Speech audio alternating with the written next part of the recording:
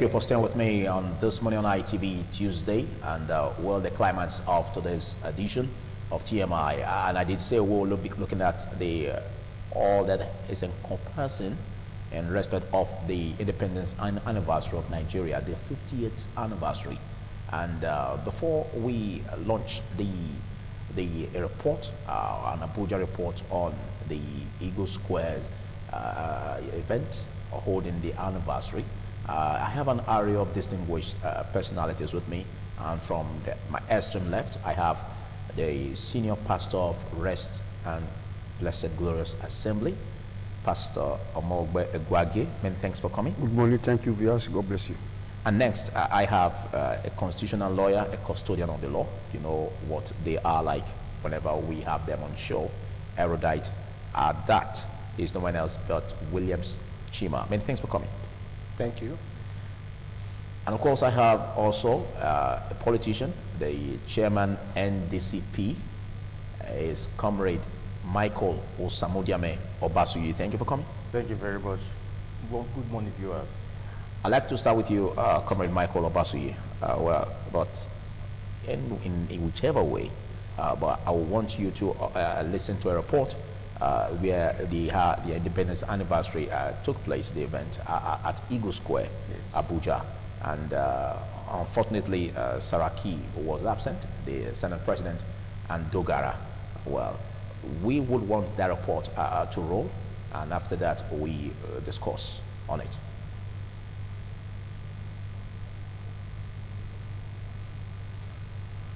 Okay, while we expect the report to come up, we look at all of this. It's always key that we take a retrospect.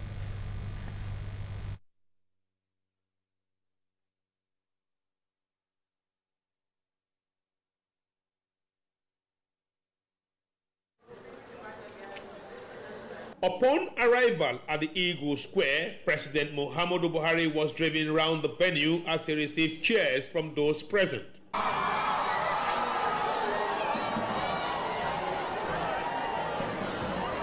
Thereafter, the president mounted the podium for military parade by men of the armed forces.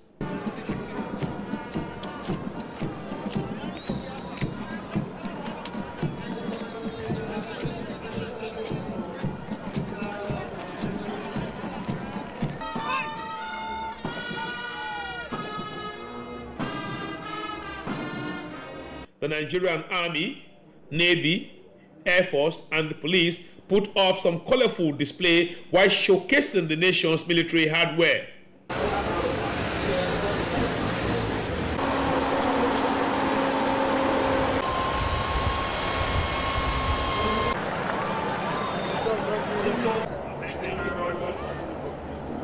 After the exercise, President Buhari signed the register before departing from the Eagle Square.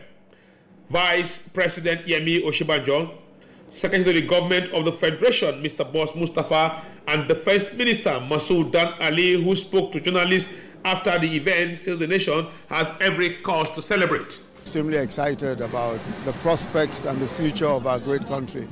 And I think that, you know, just looking at the displays today and looking at the competence and capability of our military, you know, there is such great hope and such great excitement. Prosperity is returning to this country, peace is returning to this country, and President Muhammadu Buhari has been able to demonstrate that.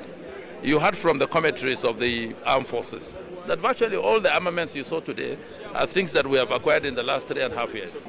Today you have seen what the military, Nigerian military has done, and they have showcased what they have, and they are capable of maintaining the territorial integrity of Nigeria. This is a message, a statement that the country is secure and Nigeria is prepared to defend its territorial integrity. Visibly absent at the event was the nation's number 4 citizen and the Senate President, Bukola Saraki. Also absent the Speaker of the House of Reps, Mr. Yakubu Dogara. But wartime leader, General Yakubu Gowon, and former military head of state, Absalami Abubakar, were present. From the Eagle Square, I'm Ihero Atta, ITV News, Abuja. A bite on that really was able to display what the military is really up to, and the comment made there in respect of the military, the display of the military hardware the competence of the military in ensuring that it's ready to battle whatever terrorist attacks, whatever criminality is involved, is ready to ensure that it protects the territory of Nigeria. And also in that report, you heard about what the Vice President said concerning making a progress so far and the whole achievement which President Muhammad Buhari is set on to ensure that the economy moves further. And also, looking at all of this, Comrade Michael Obasi, don't you see this because after 8 years of not having this independence anniversary at the Eagle Square, it returned back to the Eagle Square, the display of the military, the colorful event, resourceful as that, isn't that laudable? Isn't that what we should also see as hope for Nigeria? Yes, the display of the military is laudable. The event is indeed colorful. But when we look at the index for growth, it is just more than a celebration. It is more than people gathering together to display colorful events, display a show of territorial integrity. It's more than people coming together to cut cake. It is more than people coming together to make speeches. We look at where we have gone so far, the gains we have achieved, and the losses we have also experienced. Personally, I can tell you that the military, we have gallant military soldiers, military men. We have, our military men are gallant. They are not fearless at all. But the problem is motivation. Yes, they are fearless. They are fearless. The problem is motivation. If we can motivate them, then I see that we have the best military in the world. And in terms of weaponry, I can also state categorically that Nigeria is nowhere because we do not invest. Last time they tried to invest in weaponry, getting military fighter jets and the others, acquiring weapons from US and the other areas, the monies were squandered. So not until we look at the military as... The monies were squandered. Yes. You're talking about the past. Yes, no, but we are going to... But you're looking at the present administration of President Muhammad Buhari. Yes, so the reason I brought that clip is for you to see that and see the readiness of this administration in tackling terrorist activities, in ensuring that the territory of Nigeria is well protected. Much needs to be done because we have not even gotten to, I think, 30%. If we want to get the military to do their job very well, if we want to get the military to be up and doing, then there must be much investment in security. Talking about the Air Force, more fighter planes need to be purchased. Talking about the Navy, warheads, warships need to be purchased. Talking about the foot soldiers, the Army, talking about other military and paramilitary agencies. I think a lot you just say now is also in the 2018 budget. Yeah, they need to be more strengthened. And the 2018 budget must be well implemented. If it is not well implemented, then we will still go back to square one. Okay, but let's look at the aspect of tackling terrorism. Yes. Like the insurgency that really was almost ravaging the whole of Northeast. Yes. Today is a different narrative. Well, isn't that a good step? Well, it's not completely a different narrative. Recently, we don't have territories under their control anymore. There was they still do. They still do. In Borno, they still have a village that is under their control. Boko Haram recently flagged up their flag and even claimed the whole place. You know, so we still have territorial threats within Nigeria. We still have bandits parading themselves as paramilitants within Nigeria. And these things cannot be allowed. If not, it will destroy our national peace and unity. Okay, and so that's why I said the soldiers, the army, they need to be well motivated. Can you imagine somebody being paid 48,000 or 50,000 naira salary? All those people, once you meet them to come and kill themselves for their country, they will tell you, well, you see, I have a family somewhere, I have wives, I have children. If I die today now, who will take care of those people? So you see, it is not motivating enough. The pay is not motivating enough. The allowances, all those things that will make them comfortable. Even most of them cannot even afford 3 square meals. So all these are things that when we want to say we should beef up the security or the integrity of the army. We need to put them in place. But Michael Basui, let's do a thorough analysis here. Yes. If we are to make a comparative analysis, looking at the past administration way back before, even in 2015, and now in terms of tackling and combating terrorism, don't you see this administration that have gone far to such extent and has bringing it to its barest? Yes, there's significant progress, I must say. Territory has been taken by the captors, are taken back. Yes, isn't that? Yes, it's laudable. Something great is coming on the way. Yes, it's laudable. There's significant progress, but much still needs to be done because you see, insecurity comes in different phases. And so when you are leaving the other one, you come into the other one. When the other one goes, you come into the other one. So what we advise the government to do is, as they insist, let there be motivation for the troops. When I say motivation, I'm talking about majorly financial motivation. The president spoke about that yesterday. Yes, so he spoke about that being the one in charge.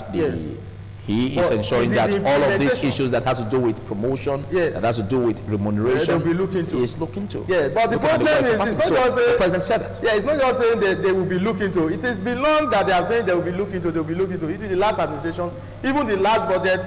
If you look at it, you see that the presidents through the Minister of Defense need to look deeply into the military because and how they spend their money and how they run it. Because the problem we face is this: even troops. I have a friend who is a captain, and there's one thing he told me. He said, if about 68,000 naira is coming from the government, before it gets to their hand, it will be reduced by 40 something.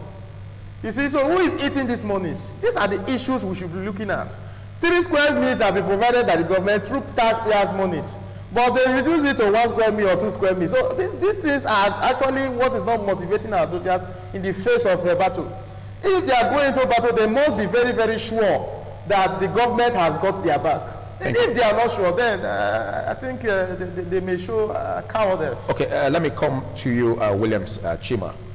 You heard what the whole comments are, and even the president's broadcast yesterday. And as the commander-in-chief of the armed forces, he made it clear that he will ensure that the various forces, armed forces in the country, they are well taken care of. What do you make of that speech? Isn't there hope that the country is really on its right path to greatness? Well, my brother, any nation that loses hope is finished. Okay? And if, as a Nigerian, and those around me that I see, what keeps everybody going is that we have the hope that there is going to be a better tomorrow. And once you lose that, the essence of life is lost. Okay? Now, going to the speech of Mr. President, laudable, inspiring. Okay? But, you see, when you want to tackle insecurity, we've always said this: using only military might has never solved security problems anywhere. Okay? It is a combination of factors. While Mr. President is talking about, motivation for the military through welfare packages, taking adequate care of them, making provision for arms and armaments for them to use. Weaponry, being available, being at their disposal to use. Great. But if the greater majority of the society is not equally taken care of, then you see that the military will suffer. Because you need a combination of the intelligence of everybody, both the military, the paramilitary, and the civilians, in terms of information gathering. Security these days have gone beyond carrying of arms, essentially, but has gotten to military use of intelligence. And intelligence has to do with availability of information. Okay? And how do you assess this information, you know, in an environment that people are in want? Okay, but do you agree that the present administration has done much in terms of tackling insurgency as compared to the past? Even a blind person, except if you are not a sincere and honest human being, you will and you must give this administration credit, you know, in its push on security, on its fight against insurgency. Okay? Now, there is no perfection anywhere. And except we identify the little gains that we have made to celebrate that, and based on that to launch forward, we will continue to be in circle. There is no time that we will have an angel that will just by a whisk, you know, solve all the problems. It is collective resolve, systematic implementation of, you know, programs and activities targeted at solving a particular problem. I do not believe that any government should come and tell me that, you know, we want to solve all the problems in one day. Then you are deceiving the people. Tell us that, look, as far as I'm concerned, there are two great challenges that are greater than every other problem in this country. Problem number one, corruption. That's the number one for me, even worse than the security problems, because corruption creates insecurity. Okay?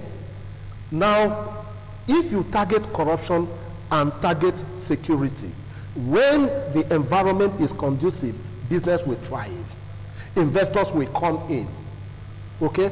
No investor wants to come into an environment where he or she is not sure of what is going to happen in the next minute. When he or she is not sure that, you know, those that he or she is going to do business with are going to deal with him transparently.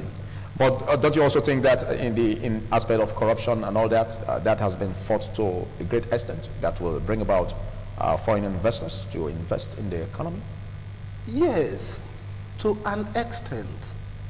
You know, in terms of grading, of course we must give that this administration, whether we like it or not, has done at least its bit in terms of tackling corruption and insecurity. Okay.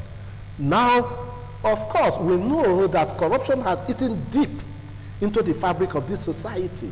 So it will be wishful thinking for anybody to think that simply because a President Buhari has come on board, corruption will be eradicated overnight. No. It will take our collective will. Just like what the President said yesterday, it's not just going to be a quick fix it. No. It's going to take some time. It can never be. It's going to take a collective responsibility. Collective will, collective responsibility, collective drive. Okay? Because who are those that perpetrate these corrupt practices? They are Nigerians. You know, in connivance with foreigners. Because a Nigerian cannot steal the type of money that we hear being stolen if there is nobody outside of the shores of Nigeria, you know, keeping that money or interested or investing that money for the corrupt person. So it takes two to tango. But can we, as a people, try our best, you know, to ensure that whatever we do, we satisfy ourselves first and foremost that we have done it right. All right. Why I pause you there, what you just said shows that the administration of President Muhammadu Buhari is on the right path in ensuring that all of this aspect of insecurity and the aspect of fighting corruption is that a big blow. To you, Pastor Egwagie, what do you think about that? Do you have a different opinion? I'm not so different in respect of what you just said, but let me just throw some light to what has been happening over the years. Kudos to our leaders, kudos to everyone that made their effort, bringing things to a limelight. 58 years of struggle, 58 years of hard work, 58 years of realities. So we as freedom. Freedom. We as in Nigeria, we should be proud that we have gone so far. You see, in spite of all the challenges we are facing and the so-called insurgents and terrorism, Nigeria is still marching forward. So I should commend the administration of Buhari and the previous administration as well, and the present Obaseki administration, and everyone putting their heads together, making headway so that we can have a better and a conducive environment. And more also, I want to thank our Oba of Benin. Since the enthronement of this king, there will be peace in this domain. And some of the policies he has brought in place, in fact, we are comfortable with what we are seeing. So far, so well. I want to thank this administration. We want to be grateful to God for what God has done so far in this regard. So everyone, we are Nigerians. So if you are not proud of your country, I don't think you have other country. Me, I'm proud to be a Nigerian. So if you are opportune to travel off this shore or you cross border to other country, you see that Nigeria is a blessed nation. Yes, so in as much we have all of this, but that doesn't remove the fact that there are issues we need to still tackle. Thank you very much. Like I want you to look at the area of unemployment, for instance, which is increasing by the day. And that has led to a lot of persons going for greener pastures, what we could call irregular migration. Okay. So do you see the narrative changing so quickly? Or do you see the present administration as really having a way to tackle this? Definitely. You see, the administration, they are doing all they can to tackle this menace. But what we should understand is we, the followers, we should not be emphasizing on the leaders. The leaders are doing their best to the capacity of what they know, to the best of their knowledge. They are putting everything in structure to make sure that there are results, effort of what they are doing. So we followers, we should just look at, for example, the previous administration of Oshomole. He did all his best to make sure the schools were fixed in order. Just go there and see the schools now. See what is happening to the schools. It's not Oshomole children that destroy the school, it's our children. So these are some of the things I want us to understand. See, we should be able to focus on ourselves. We should be able to look at what is on ground. What are the people? What are we simulating? What are we doing about this effort of our leaders? So we should not be talking about the leaders failing. No, we are, as a followers, we should look at some area where we can be able to assist the effort of these leaders so that they can be way forward for the nation. Okay. Well, back to you, yes. Comrade Michael Obasi.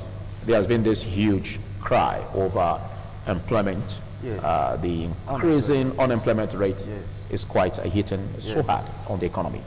It is so alarming to note that over 80–85% of Nigerians cannot even boast of $1 daily. They are living below the standard of poverty. That is to say, poverty even has a standard. And once you live below this standard, poverty even becomes angry at you. Now, what I think is this: fighting corruption.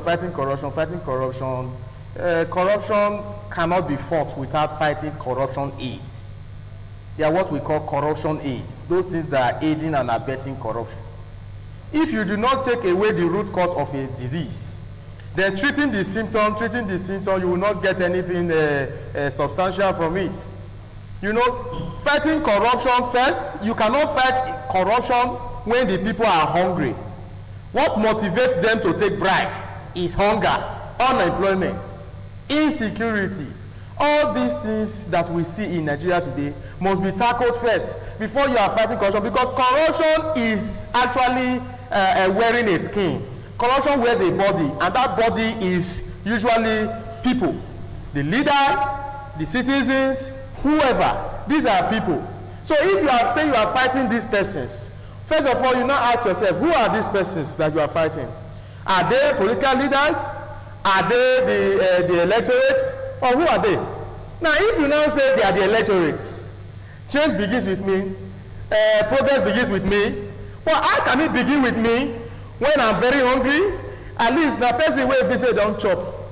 Now the feet get mouth to shout. Okay, but can't you also look at the aspect where the present administration has gone so much in terms of ensuring that there is like bridging the gap where the intervention program, youth intervention program, where it took about 200,000 at the first batch. Yes. To help in cushioning the effect of unemployment rate, where most of them are given some stipend, which is over 30,000 naira. Don't you see that as a way forward? It's a very, very good development. It is laudable development, but still it's a palliative. When we are addressing the issue of unemployment in the country, we go to the root. We go to the root. You see, first of all, I want to make this thing very, very clear here. Nigeria is 58 years today. If you see a 58-year-old man still living with his father or his mother, what would you think? In the Nigerian society, if you see somebody who is 30 years old still living under his father or his mother, still being fed, then that person probably should be under a course or something. That is the normal norm. Okay? Now, Nigeria is 58. Nigeria is 58. We are celebrating our independence anniversary. But what have we done so far? What have we achieved so far? If you look at it, Nigeria is supposed to have achieved much more than we have achieved now. I can imagine Lord Lugard trying to see how he can amalgamate Nigeria, the four protectorates, into one part. And then thinking, what name will I give it? Okay, this is the Niger area because of the river Niger. And then Flora Shaw, his wife, in the kitchen. Women are very powerful. We just think, overheard the men discussing in the room. And say, hey, yes, Daddy, I don't want to give you. Okay, can we call it Nigeria? You know, Flora Shaw was one who coined the word Nigeria. Okay, so that is why I also insist that if this country wants to move forward, we must get women involved. If you look at it, I am a man, I have a wife. If anything I do without telling my wife, I may regret it. In fact, there's a high percent probability that I usually regret it. So we Nigerians, we politicians, we in power, we should not sideline women, we should not tell them, well, go and be relegated to the kitchen or blah, blah, blah. No. If we do that, then we are missing a very, very vital part of our lives. We must involve them. If women are involved in the business, day-to-day running of Nigeria, you will see that this country will change for the better. And that is my humble submission this morning.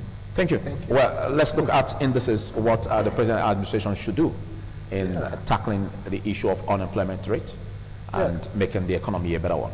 Yeah, thank you very much. You see, I disagree with my brother when he says that corruption, you know, is not the issue. How do you put food on the table if people have stolen the money that should be used to pay your salary? Well, I didn't say corruption is not the issue. No. You said there are aids. Yes. There are things that aid and abet corruption. Yes. These things must be put out first. Yes. Once you put these things first, corruption will drop. And what? When you talk of hunger, yes. Okay. 4 of us seated here are not in the class of hungry people. Well, you may not know. Well, you may not know. Right? You may not know. You may not know. You don't judge by the appearance. I know this because 4 of us seated here have one thing or the other that we are doing definitely to earn a living. Okay. Okay? Now, the type of, you know, corrupt practices that has happened, that has brought this nation to its knees, is it the type of corruption that, you know, you working in ITV as a staff will be involved in? The people that are hungry are those that cannot even see the money to steal. Okay? Because they do not have access to it. When one person steals 10 billion naira, let's put that. Calculate 10 billion naira if you bring it and begin to share it within a population of 100 million people. Okay, so what's the way forward? Okay, so now the way forward is that, like my reverend gentleman said, it is not about talking about government. Who is government? All of us are part of government. Okay? Can we ensure that, you know, once corruption is reduced to its barest minimum and security challenge you know, is reduced.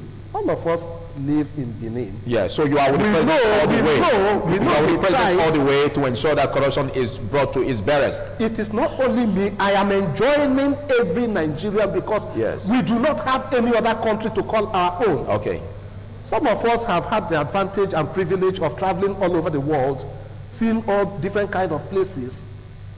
There is no place that was built to the level that all of us are aspiring to go there and live there without the contributions of the ordinary citizen, you know, in the streets.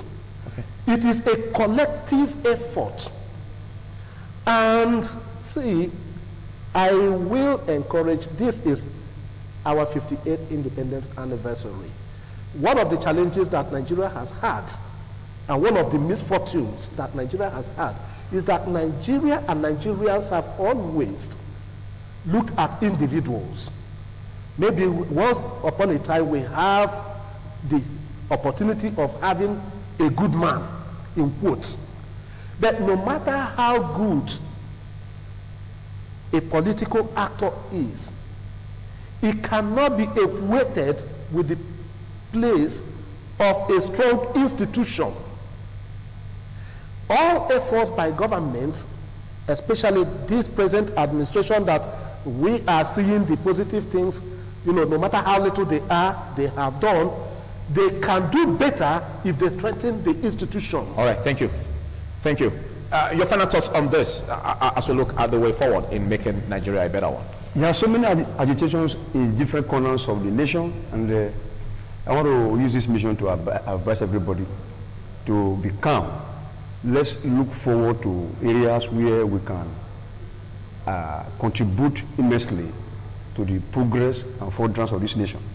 Because if peradventure, as the agitation looks like, as the Igbos are saying, the Yorubas are saying, the Arewas are saying, the Edos, if we want to really look at it from in-depth, we discover that if we say, let us go on our own, let us go apart, can the Igbo man change his orientation? Can the Yoruba man change his orientation? Can the Hausa man change? These are the things we look like. So we should not be thinking about how we are going to have different settings or whatever. Let us have a collective responsibility. Let us come to a compromise whereby we can say this nation belongs to everybody. Okay. Let us have a goal that we are driving at. At the end, I believe we'll come out with a successful result. Thank you. So every one of us should do something better later. Thank you. Comrade Michael Pasuye, yes. We look at the positive side now. Yes. What do you see as the way forward in 1 minute to make Nigeria a better one? Okay, well, I want to say that if the head is bad, there's nothing the body can do. If the foundation be destroyed, then what can the righteous do? I think my reverend gentleman there can quite agree with me there. If we want to make Nigeria great, bulk of the responsibility lies in the leaders, because it is where the head goes, that's where the body also goes. My gentleman said something just now that somebody will just squander 10 billion and then somebody on the street is suffering. Yes, it's true. And also, the person on the street cannot do anything about this. So what we now do is this: corruption, fighting corruption at the bottom and at the top. Yes, at the top. So if we want to tackle this, the leaders first of all must change their orientation. They must go there to those public offices to have the mindset of working for the people and the people only. And once they do that, then I can tell you that the people will change their orientation. But if they are not doing that, then the people will just look at it and say, okay, the only way now that I can survive is by accepting. Because in corruption, we look at the giver and the taker. Somebody who is giving is a corrupt person, and somebody who is also taking is also what? Is also corrupt. So the masses are the ones who are poor, who are taking. They have no option because they are poor. They have no option because they have been relegated. So they will take. And then those people who are giving in order to bribe, or in order to rig, or in order to buy votes, are the people who are at the top. That's the leaders now I'm talking about. So it is actually a flow. It's actually a passive flow. Okay, you made reference to voting. Yes. I think that would be for another day. Yeah, we are going to. Yes, that would be for another day. So we need to change our. See, once you are fighting corruption, you must fight it all round. See, the law is blind. Do you understand? The law is blind.